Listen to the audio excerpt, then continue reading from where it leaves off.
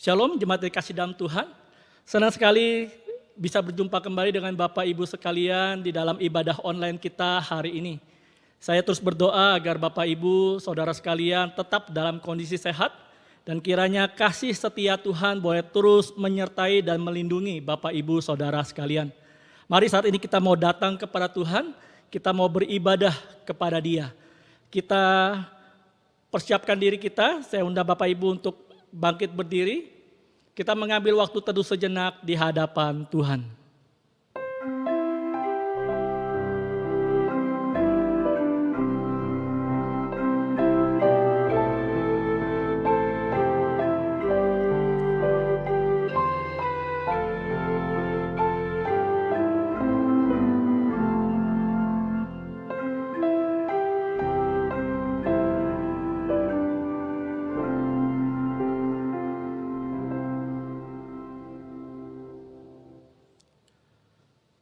Ibadah kita hari ini kita mulai di dalam nama Allah Bapa, Putra dan Roh Kudus. Kiranya kasih karunia dan damai sejahtera dari Allah Bapa kita dan dari Tuhan Yesus Kristus menyertai kita sekarang dan sampai selama-lamanya. Amin. Jemaat sekalian, tiada nama lain yang layak menerima hormat kemuliaan, layak menerima pujian selain Yesus Kristus Tuhan kita. Mari kita puji Dia, kita datang menyembah Dia, tiada nama lain.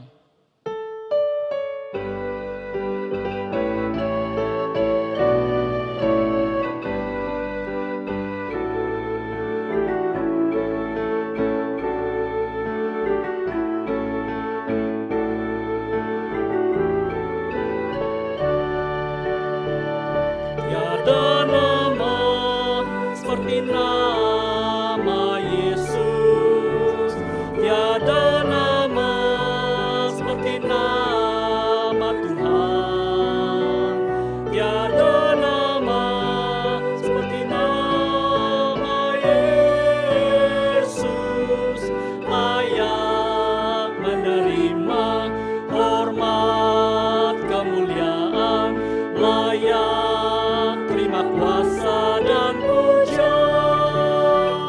Tiada nama seperti nama Yesus, tiada nama seperti nama Tuhan, tiada nama seperti nama Yesus, layak menerima hormat kemuliaan, layak terima kuasa dan pujian.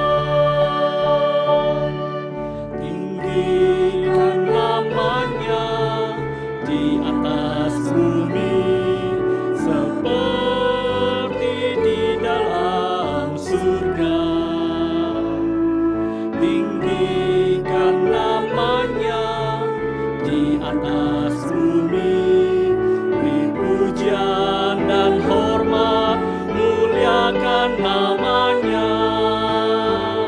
Tiada nama seperti nama Yesus, tiada nama seperti nama Tuhan, tiada nama seperti nama Yesus, layak menerima hormat kemuliaan, layak terima kuasa dan pujian.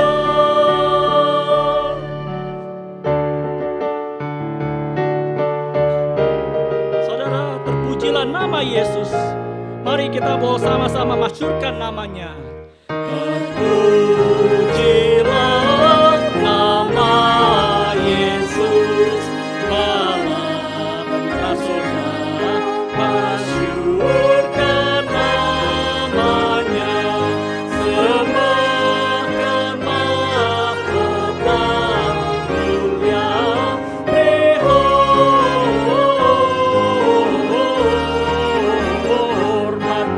hormat, hormat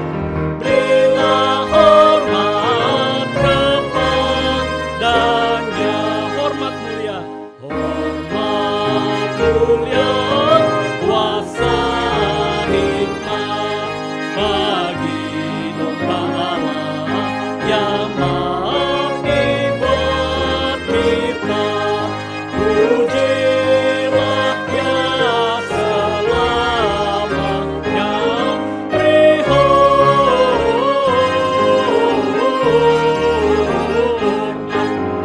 Hormat, hormat, berilah hormat kepadanya.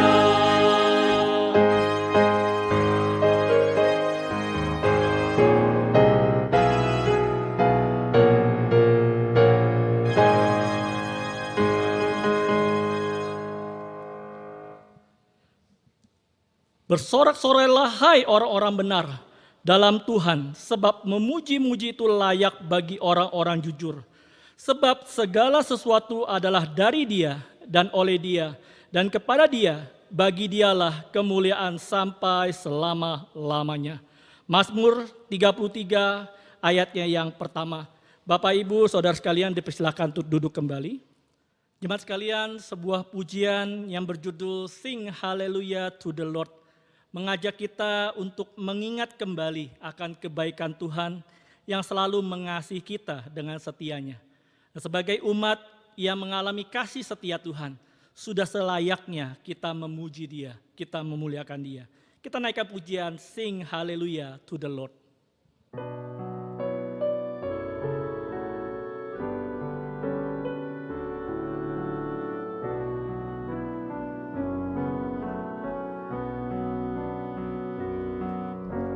Sing hallelujah to the Lord.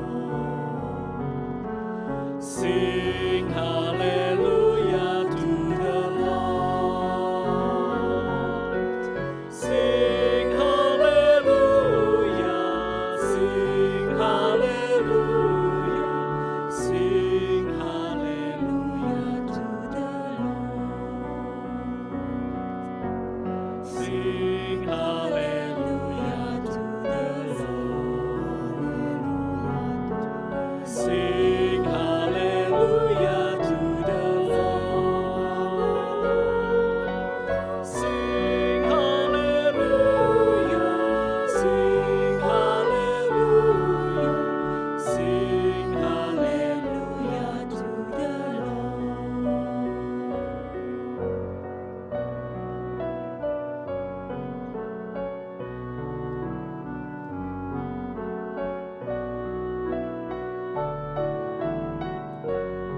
Mari Bapak Ibu kita pujikan versi Indonesianya.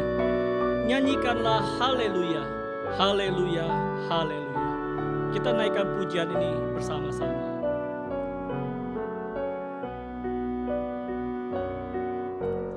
Nyanyikanlah haleluya, nyanyikanlah haleluya. Haleluya, haleluya, nyanyikanlah haleluya.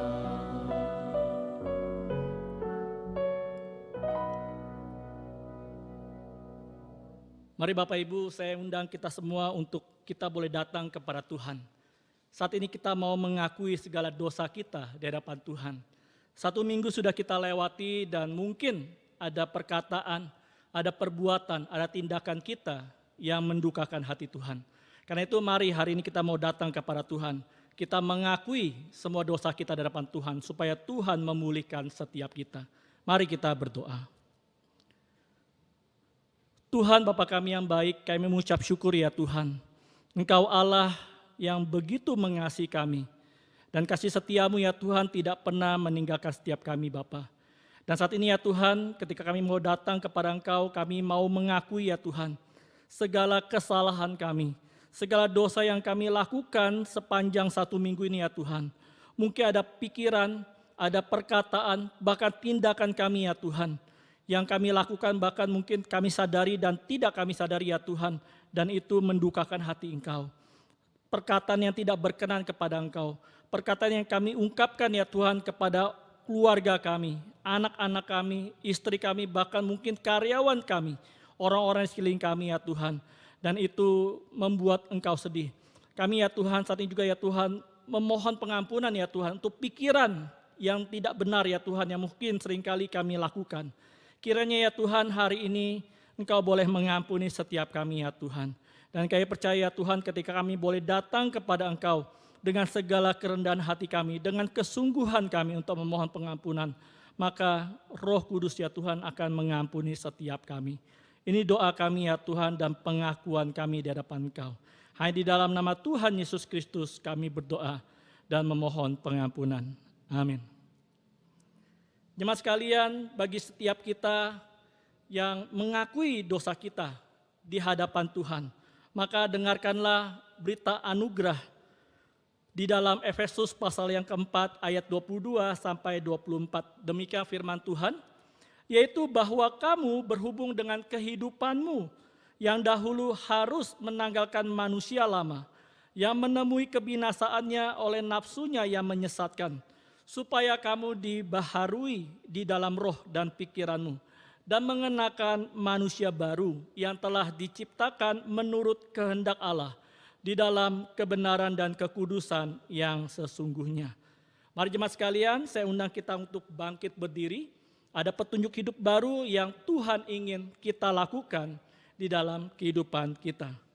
Demikian firman Tuhan, maka Yesus berkata pula kepada orang banyak katanya, Akulah terang dunia, barang siapa mengikut aku, ia tidak akan berjalan dalam kegelapan, melainkan dia akan mempunyai terang hidup.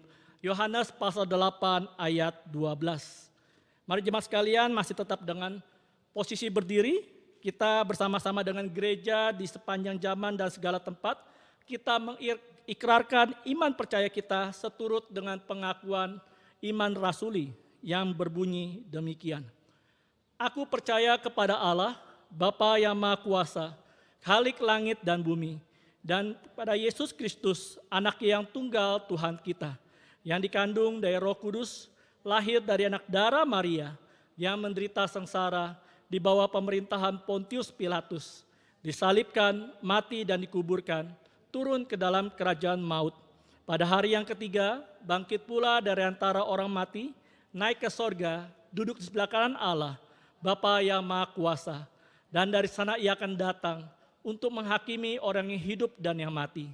Aku percaya kepada Roh Kudus, gereja yang kudus dan am, persekutuan orang kudus, pengampunan dosa, kebangkitan tubuh, dan hidup yang kekal.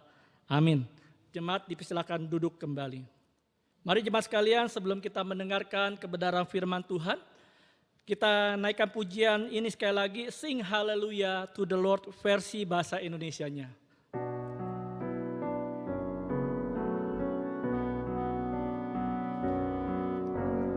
Nyanyikanlah haleluya, nyanyikanlah haleluya, haleluya, haleluya, nyanyikanlah haleluya.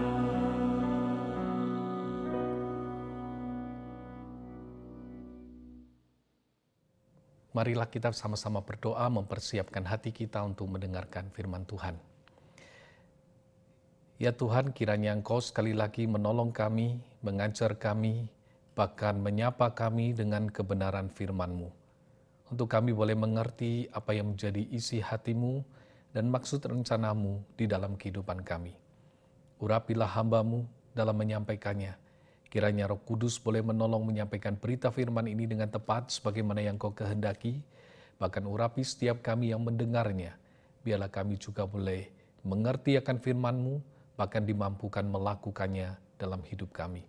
Dalam nama Tuhan Yesus Kristus kami berdoa. Amin. Setelah hari ini kita merenungkan satu tema, Allah yang menyapa umat-Nya. Mari kita membaca bagian firman Tuhan yang terambil dari Wahyu pasal yang pertama, ayat 12 sampai 20. Demikianlah firman Tuhan. Lalu aku berpaling untuk melihat suara yang berbicara kepadaku, Dan setelah aku berpaling, tampaklah kepadaku 7 kaki dian dari emas. Dan di tengah-tengah kaki dian itu ada seorang serupa anak manusia, berpakaian jubah yang panjangnya sampai di kaki, dan dadanya berlilitkan ikat pinggang dari emas. Kepala dan rambutnya putih bagaikan bulu yang putih metah, dan matanya bagaikan nyala api. Dan kakinya mengkilap bagaikan tembaga membara di dalam perapian. Suaranya bagaikan desau air bah.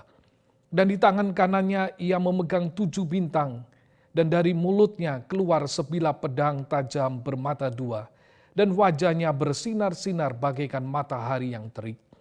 Ketika aku melihat dia, tersungkurlah aku di depan kakinya sama seperti orang yang mati.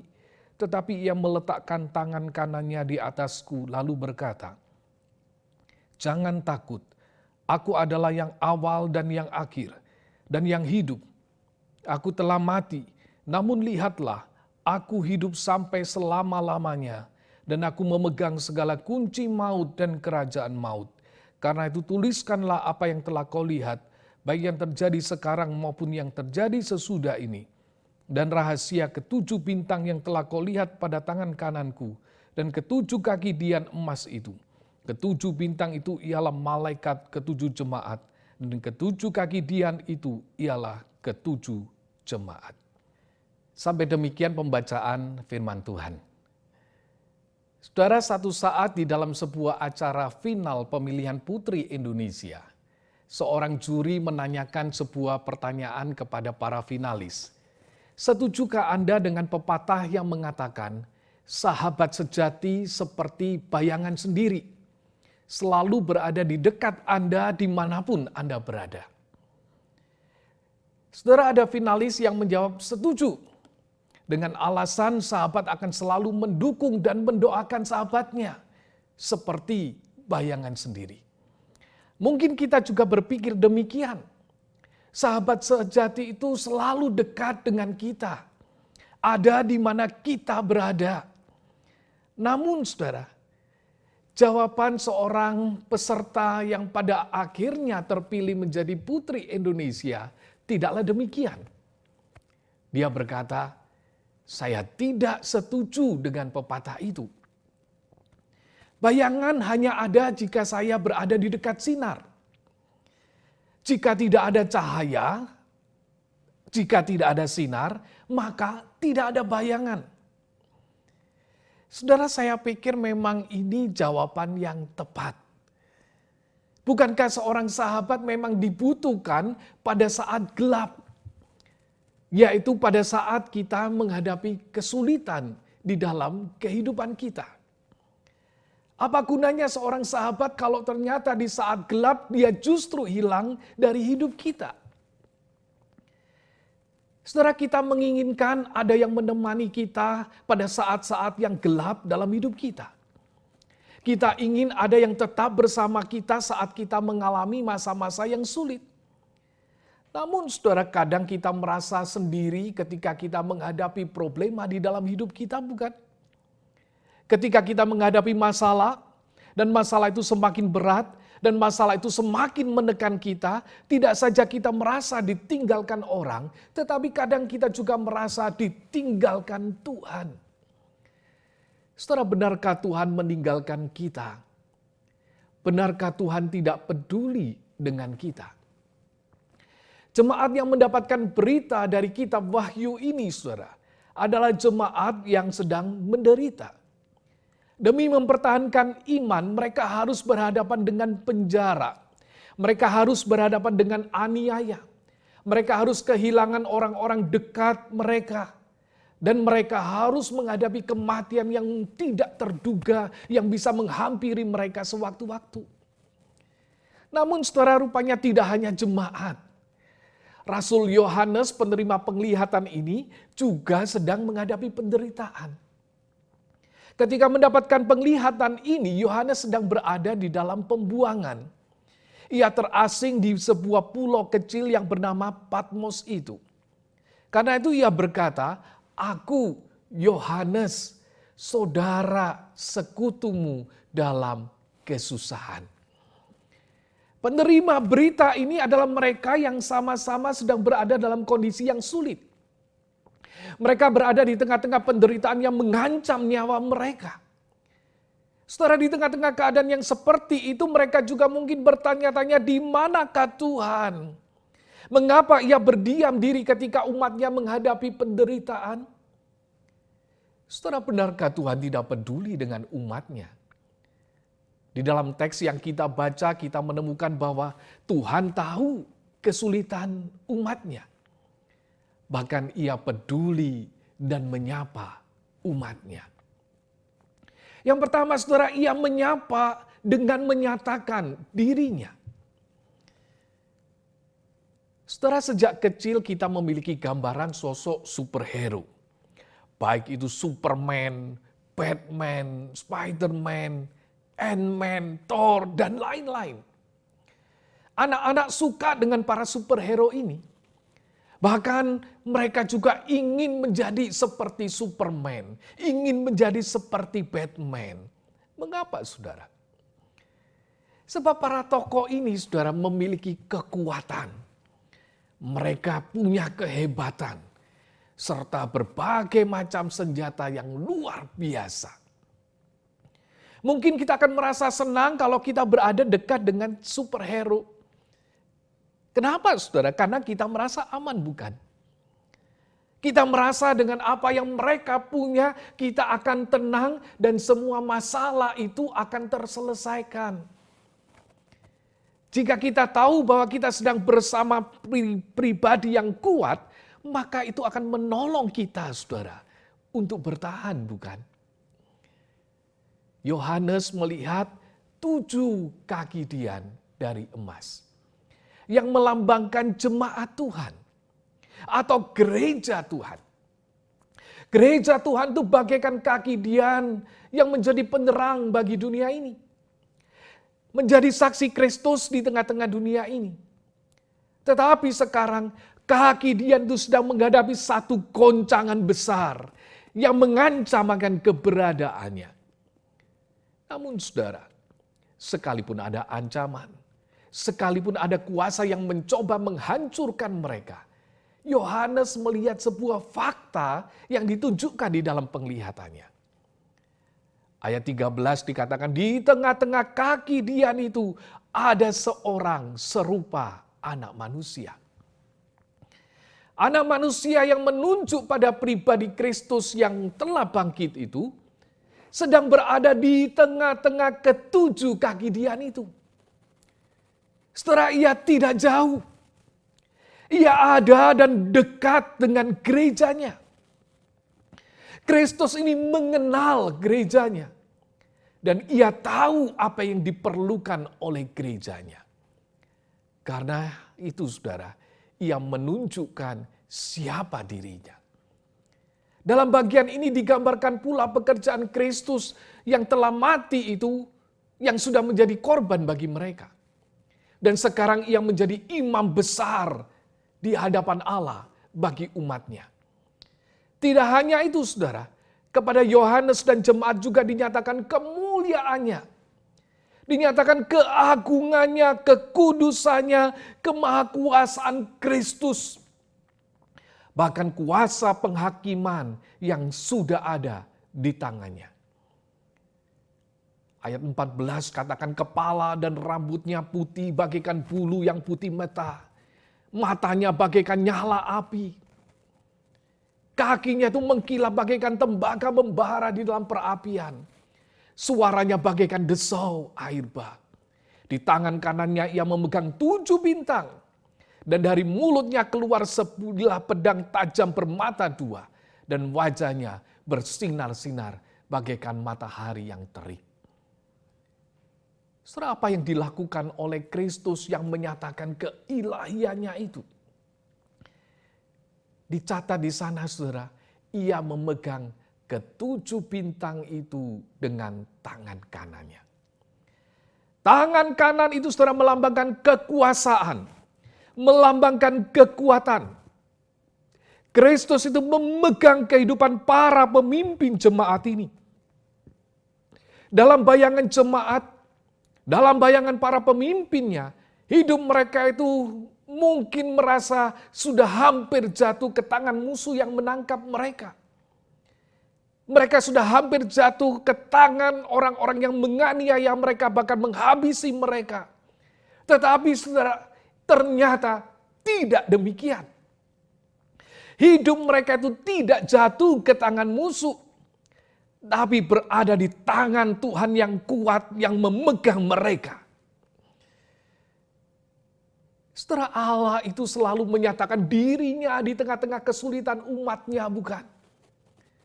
Ketika orang-orang Israel dalam tekanan di Mesir, Allah menyatakan dirinya kepada Musa. Bahkan menyatakan kemahakuasaannya kepada umat Israel dan bangsa Mesir itu.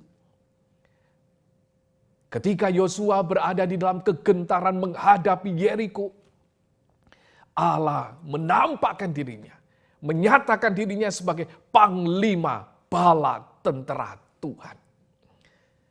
Setelah hari ini, Allah ingin saudara memandang dia kembali. Melihat segala kemahakuasaannya. Dan tenangkan hati saudara di tengah-tengah gejolak dunia ini. Saudara, kurang lebih 10 tahun yang lalu, tiba-tiba seorang rekan menelpon saya dan berkata bahwa ia sedang stres. Ia sedang tertekan. Karena lahir anaknya yang ketiga yang tidak direncanakannya. Panjang lebar saudara dia menceritakan kekhawatirannya tentang masa depannya. Mahalnya biaya pendidikan dan lain-lain. Sampai-sampai saudara saya merasa tidak diberikan kesempatan untuk berkomentar apapun. Nah, setelah dia selesai menumpahkan isi hatinya, barulah saya menjawab. Saya mengomentari dengan sebuah kalimat. Saya juga baru punya anak ketiga. Disitulah saudara dia diam dan menantikan saya bicara apa. Saya katakan, saya tidak khawatir. Saya tidak takut. Saya tahu saudara semua realita yang dia sampaikan adalah sesuatu yang benar. Namun saya percaya bahwa anak saya itu adalah titipan Tuhan dan Tuhan itu pasti memeliharanya dan saya akan menjalaninya bersama-sama dengan Tuhan. Saudara, kalau kita itu hanya melihat sekitar kita, kita akan khawatir. Kalau kita hanya melihat dunia ini, kita akan takut. Tapi saudara, pandanglah penebusmu. Pandanglah kekuasaannya. Pandanglah kehebatannya. Dan tenangkan hati saudara menghadapi semuanya. Yang kedua saudara, Allah itu menyapa kita dengan menyampaikan firman-Nya. Dunia kita saat ini adalah dunia yang dipenuhi dengan berita, bukan? Baik berita lewat surat kabar, televisi, atau melalui gadget kita. Kita bangun pagi sudah melihat ada berita apa yang masuk di WA kita. Ada obrolan apa di grup alumni TK kita. Ada berita apa dari teman kita. Namun saudara, bukankah seringkali kita membaca dan kita memasuki hari itu dengan sebuah kekhawatiran. Ada banyak hal yang ternyata harus kita kerjakan. Ternyata ada banyak masalah di sekitar kita. Ada banyak hal yang menggentarkan kita. Namun saudara, jikalau kita mau mendengar sapaan Allah, kita akan menemukan hal yang berbeda. Bukan berarti bahwa kita itu tidak realistis dengan kehidupan kita yang ada di dunia ini. Tetapi sesungguhnya saudara, kita diajak memandang dunia ini dengan satu keyakinan terhadap Allah yang berkuasa. Karena itu saudara, ia berkata kepada Yohanes, jangan takut. Aku adalah yang awal dan yang akhir, yang hidup. Aku telah mati, tapi lihatlah aku hidup sampai selama-lamanya, dan aku memegang segala kunci maut dan kerajaan maut. Setelah pernyataan dari surga yang diberikan kepada Yohanes ini adalah dari Kristus yang hidup, yang mati, tetapi yang sudah bangkit. Yang hidup selama-lamanya dan memegang kuasa atas segala sesuatu yang ada di dunia ini. Jemaat perlu tahu bahwa bukan kaisar yang memegang kuasa atas mereka, tetapi Kristuslah yang berkuasa atas segalanya. Pada waktunya ia akan menghakimi dengan adil dan menyatakan pembelaannya kepada umatnya. Dan penghukuman akan diberikan bagi mereka yang menolaknya. Jemaat perlu tahu bahwa Kristus adalah pemegang sejarah itu. Ia adalah yang awal dan yang akhir. Ia setia dan tidak pernah meninggalkan anak-anaknya. Kata-kata jangan takut adalah kata-kata yang sering digunakan di Alkitab kita, saudara. Mengapa? Sebab sesungguhnya memang kita sering khawatir, bukan? Kita sering takut. Karena itu Tuhan harus berulang-ulang menyatakan firman-Nya kepada kita, jangan takut. Setelah ketika para murid menghadapi gelombang di Danau Galilea, mereka menjadi takut. Di tengah-tengah kondisi yang terjepit yang mengancam nyawa mereka, mereka mulai berseru kepada Tuhan, Guru, Engkau tidak peduli kalau kita binasa. Alkitab mencatat, saudara, Yesus bangun dan dia menghardik angin itu. Dan berkata kepada danau itu, diam, tenanglah. Lalu dikatakan angin itu reda. Dan danau itu menjadi teduh sekali. Saat itu Yesus berkata kepada murid-muridnya, mengapa kamu begitu takut? Mengapa kamu tidak percaya? Saudara, jika Allah yang kita sembah adalah Allah yang menciptakan dunia ini, dan Allah yang berkuasa atas semuanya, mengapa kita harus takut? Apakah yang perlu kita khawatirkan? Saudaraku, hadapilah hidup ini dengan tenang. Karena Allah kita itu dapat kita sadari sepenuhnya. Bahkan ketika sandaran yang lain itu runtuh, sesungguhnya saudara masih bisa bersandar kepada Allah. Kehidupan kadang dapat berjalan tidak seperti yang kita harapkan. Permasalahan bisa secara tidak terduga menghampiri keluarga atau pekerjaan kita. Apalagi saudara saat ini kita berada di tengah-tengah situasi yang sulit karena pandemi. Mungkin kita merasakan betapa rentannya tubuh kita ini terhadap penyakit. Mungkin kita merasa bingung dengan perekonomian yang sulit. Atau mungkin kita juga harus mengalami kehilangan demi kehilangan. Kehilangan apa, saudara? Kehilangan ketenangan kita. Kehilangan kebebasan kita. Kehilangan sukacita kita. Bahkan mungkin kehilangan orang-orang yang kita kasihi. Saudara, mengapa Tuhan mengizinkan hal-hal seperti ini harus kita alami? Dan mungkin kita juga bertanya, mengapa Tuhan sepertinya berdiam diri? Apakah Tuhan tidak peduli? Sebagaimana Ia yang ada di antara kaki Dian itu, saudara.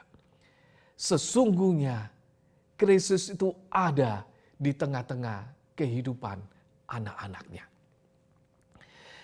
Ia yang memegang bintang itu, saudara, adalah Ia pula yang memegang kehidupan kita. Tangan kanannya yang memegang Yohanes, sesungguhnya adalah tangan yang sama yang ingin diletakkan di atas pundak kita. Ia yang berkata kepada Yohanes dan jemaat, jangan takut. Saat ini Ia juga berkata kepada saudara, jangan takut. Ia setia dan Ia akan terus menopang kita. Kalau Ia sudah membeli saudara dan saya dengan harga yang mahal, dengan darahnya sendiri, masakan Ia akan meninggalkan kita. Kehidupan mungkin berjalan dengan tidak nyaman. Tetapi di dalam Tuhan kita itu aman. Sebab Ia memegang hidup kita sampai pada kekekalan. Bahkan kematian pun tidak harus menjadi sesuatu yang ditakuti oleh anak-anak Tuhan. Karena Dia ada di sana juga. Saudara, minggu lalu kita mendengar berita ada seorang pasien COVID bunuh diri dengan loncat dari rantai 13 rumah sakit. Mengapa seseorang melakukan itu? Mungkin ia merasa tidak ada jalan keluar lain. Mungkin ia merasa sepertinya segalanya sudah tertutup. Mungkin ia merasa jalan di depannya tampak gelap. Karena itu ia mengambil keputusan yang seperti itu. Namun saya ingin katakan, bagi anak-anak Tuhan, pintu di sekitar itu boleh tertutup. Jalan di depan kita itu boleh tampak gelap.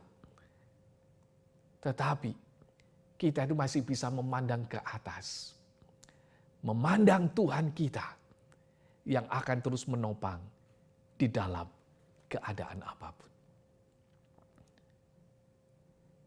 Sebuah lirik lagu menyatakan, jalanmu itu tak terselami oleh setiap hati kami. Namun ada satu hal yang kupercaya. Tuhan itu selalu punya rencana yang indah. Tiada terduga kasih Tuhan katanya. Heran dan besar. Arti kehadiran Tuhan itu ada dan selalu nyata di dalam kehidupan anak-anaknya. Karena itu referen lagu ini katakan, penyertaanmu sempurna, rancanganmu penuh damai, aman dan sejahtera walau di tengah badai. Ingin ku selalu bersama, rasakan keindahan, merasakan apa saudara? Kehadiran Tuhan. Saudara, izinkan hari-hari yang sulit ini, saudara juga boleh merasakan kehadirannya. Merasakan kuasanya, kebesarannya. Bahkan biarlah firman-Nya terus menguatkan saudara. Menyapa saudara. Untuk saudara boleh menjalani hari-hari ini bersama dengan Tuhan. Merasakan kehadirannya di tengah-tengah kekhawatiran kita. Dan Dia yang akan terus menopang jalan hidup kita. Sampai kita boleh menuntaskannya. Kiranya Tuhan menolong saudara dan saya. Dan menolong kita untuk menjalani hari-hari ke depan ini dengan kekuatan yang dari Tuhan. Amin.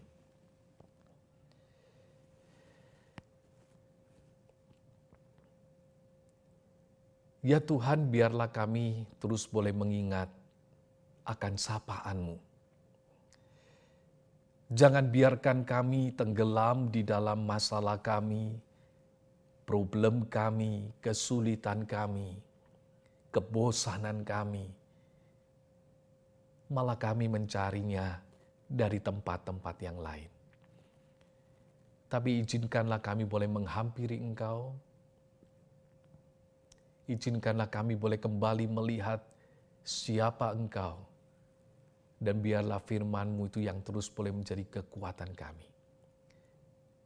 Karena kami tahu, kami tidak perlu takut menghadapi kehidupan ini. Sebab ada Tuhan yang bersama-sama dengan kami. Dalam nama Tuhan Yesus kami berdoa. Amin. Terima kasih, Tuhan memberkati saudara.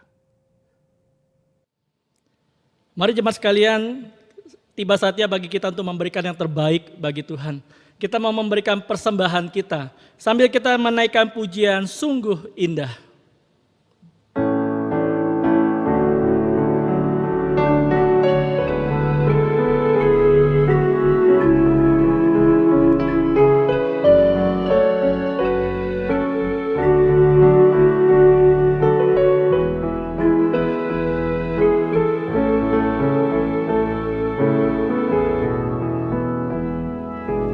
Kemanakah aku dapat pergi, menjauhi roh-Mu yang suci, Kau sahabat, dan Kau dekat.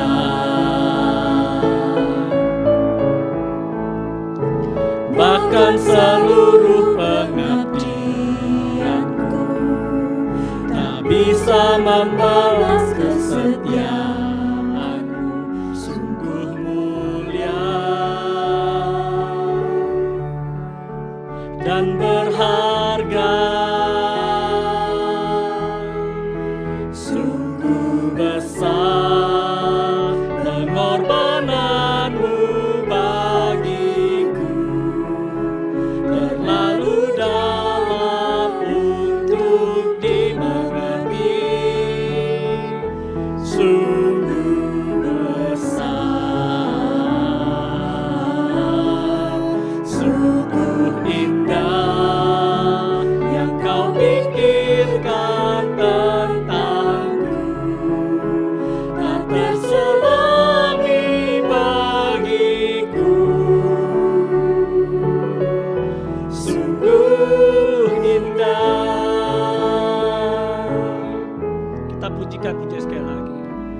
Kemanakah aku dapat pergi, menjauhi roh-Mu yang suci, Kau sahabat, dan Kau dekat.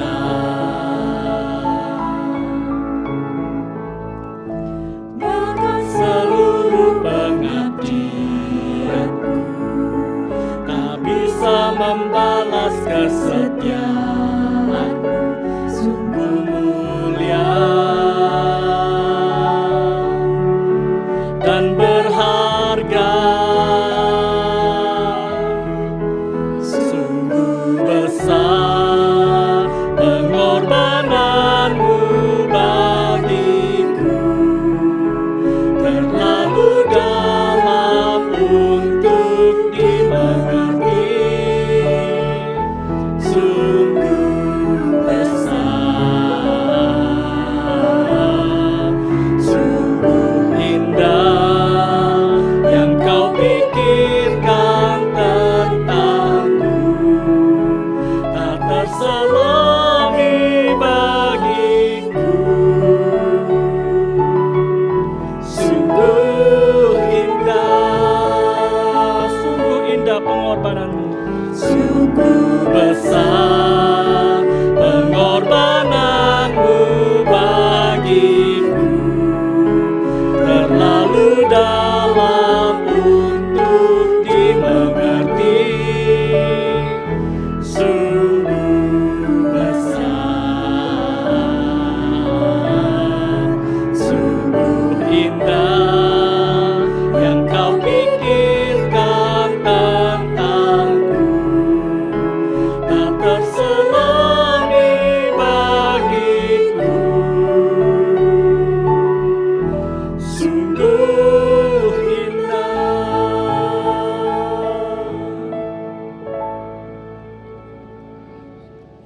Mari jemaat sekalian, saya mengajak kita semua untuk menundukkan kepala kita. Kita mau berdoa untuk persembahan kita dan kita juga akan berdoa untuk doa syafaat kita. Yang pertama, mari kita berdoa untuk generasi muda di gereja kita agar menjadi generasi yang mengasihi Tuhan dan gerejanya, sehingga mereka boleh ikut ambil bagian dalam melayani dan membangun gereja Tuhan. Dan kemudian yang kedua, kita juga berdoa untuk bangsa dan negara kita. Sampai hari ini negara kita masih terus berjuang menghadapi pandemi COVID-19. Doakan untuk seluruh upaya pemerintah di dalam mengatasi penyebaran pandemi ini. Kiranya langkah yang diambil sungguh boleh bijak. Dan kita doakan juga untuk pemulihan ekonomi bangsa dan negara kita.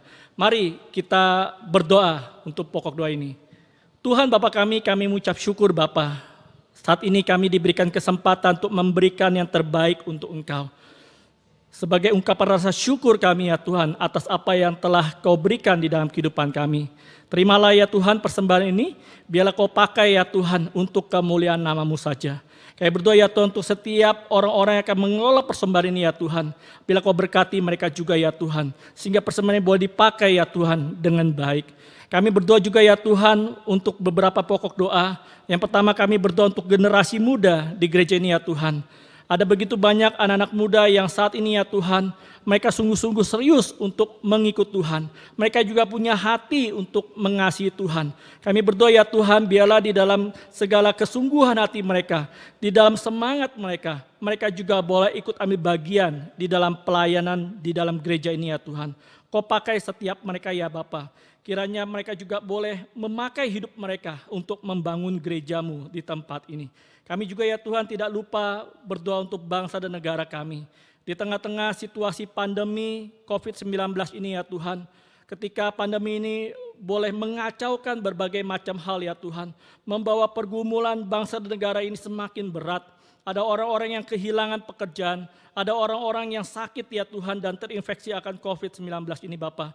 Kami berdoa ya Tuhan, kiranya Kau boleh menyertai bangsa ini ya Tuhan. Kau boleh sertai upaya pemerintah di dalam menanggulangi ya Tuhan penyebaran COVID-19 ini ya Tuhan, agar sungguh penyebaran ini boleh dihentikan. Dan kami berdoa juga ya Tuhan untuk vaksin yang saat ini sedang diuji coba. Biarlah vaksin ini boleh segera digunakan ya Tuhan, boleh segera teruji dengan baik dan dipakai ya Tuhan. Sehingga kami tidak lagi dihantui ketakutan akan COVID-19. Kami berdoa juga ya Tuhan untuk pemulihan ekonomi bangsa negara kami. Kiranya ya Tuhan Kau pakai para pemerintah, para menteri ya Tuhan, bahkan seluruh pemerintah daerah yang ada, agar sungguh boleh bekerja sama dengan baik, sehingga pemulihan ekonomi boleh terjadi ya Tuhan. Terima kasih Bapa, kami serahkan doa kami ya Tuhan, kiranya Engkau Yesus yang boleh mendengar dan menjawab sesuai dengan waktu dan kehendak-Mu saja. Di dalam nama Tuhan Yesus Kristus kami berdoa, amin. Mari jemaat sekalian, saya undang Bapak Ibu sekalian untuk bangkit berdiri. Kita akan mengakhiri ibadah kita hari ini. Biarlah segala kemuliaan, hormat, dan syukur kita kembalikan kepada Tuhan. Doksologi, nanti doa berkat akan disampaikan oleh Pendeta Andrew.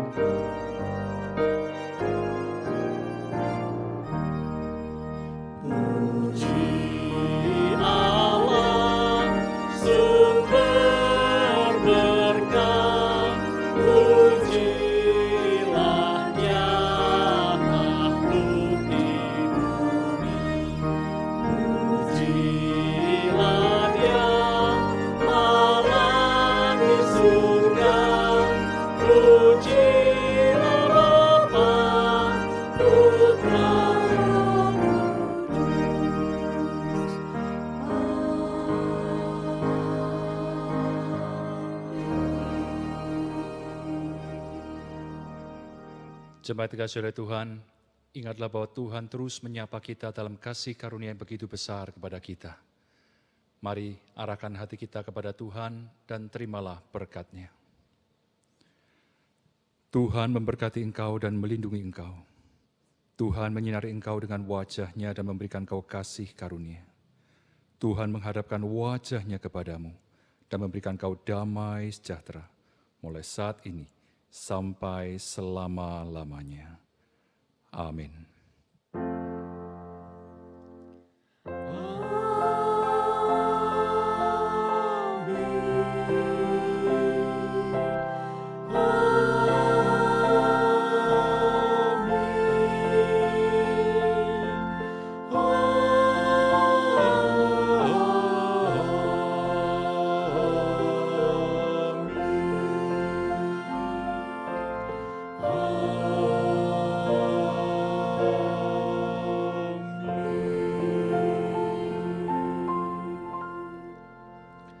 Saat teduh ibadah selesai, Tuhan Yesus memberkati. Selamat hari Minggu.